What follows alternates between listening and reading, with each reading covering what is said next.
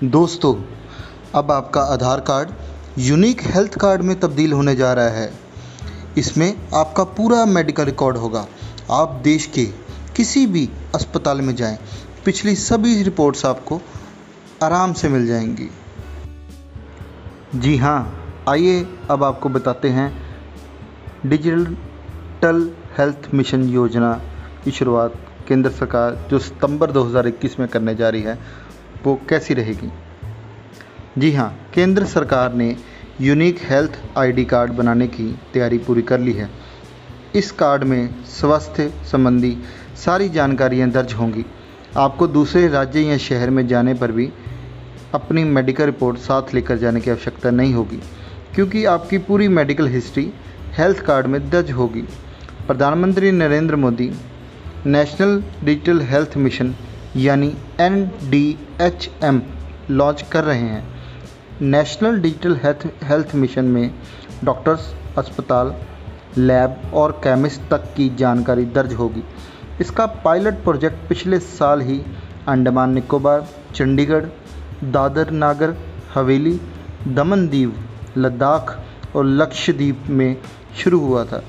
इन राज्यों में unique card बनने शुरू हो चुकी हैं, इसलिए अब ये योजना पूरे देश भर में लॉन्च की जा रही है। वैसे है क्या ये हेल्थ कार्ड? आइए अब इसके बारे में जानते हैं।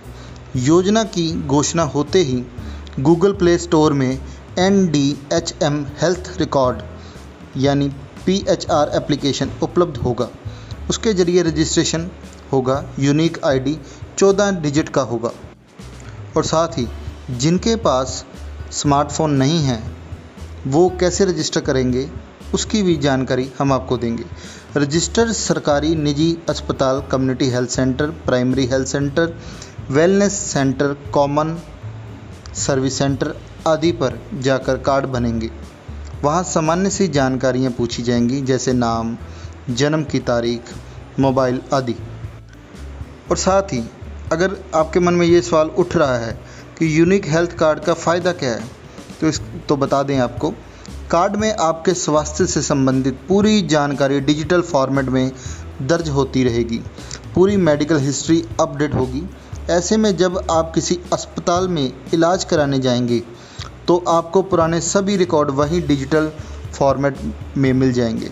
यही नहीं, अगर आप किसी दूसरे शहर के अस्पताल भी जाएं तो वहाँ भी यूनिक कार्ड के ज़रिए डाटा देखा जा सकता है। इससे डॉक्टरों को इलाज में आसानी होगी। साथ ही कई नई रिपोर्ट्स या प्रारंभिक जांच आदि में लगने वाला समय और खर्च भी बच जाएगा। अब रहा तीसरा सवाल, कार्ड में जानकारियाँ दर्ज कैसे होंगी। अभी हम वो भी बताते हैं आपको। कार्ड बनने के बाद पिछली सभी रिपोर्ट्स आपको खुद ही स्कैन करके अपलोड करनी होंगी, लेकिन आगे की सभी रिपोर्ट्स अपने आप अपलोड होती रहेंगी। उदाहरण के लिए, जब किसी डिस्पेंसरी या अस्पताल में आपकी जांच आदि होगी तो ये आपके यूनिक आईडी कार्ड में दर्ज 14 डिजिट के यूनिक नंबर के ज़रिए ये रिकॉर्ड्स कार्ड से लिंक हो जाएंगे। अस्पताल में NDHM कर्मी इसमें आपकी मदद करने के लिए मौजूद रहेंगे।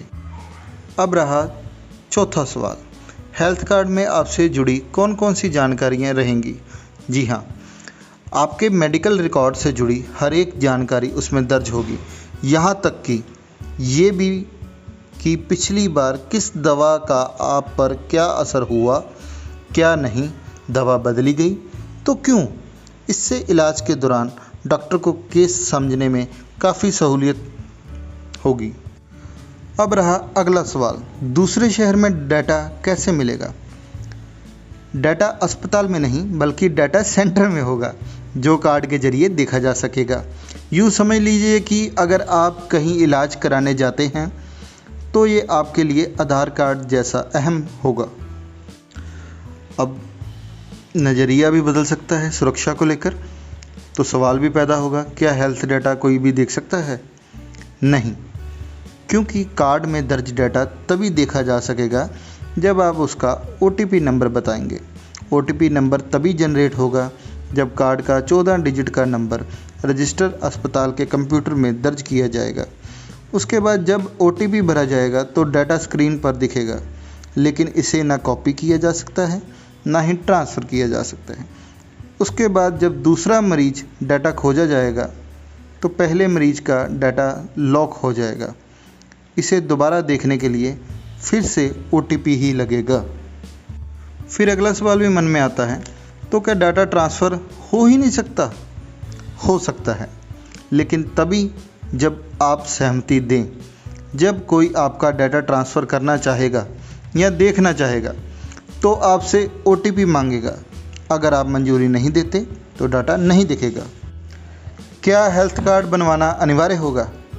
ये अनिवार्य नहीं होगा। ये आपकी इच्छा पर निर्भर करेगा कि आप बनवाना चाहते हैं या नहीं। जय हिंद।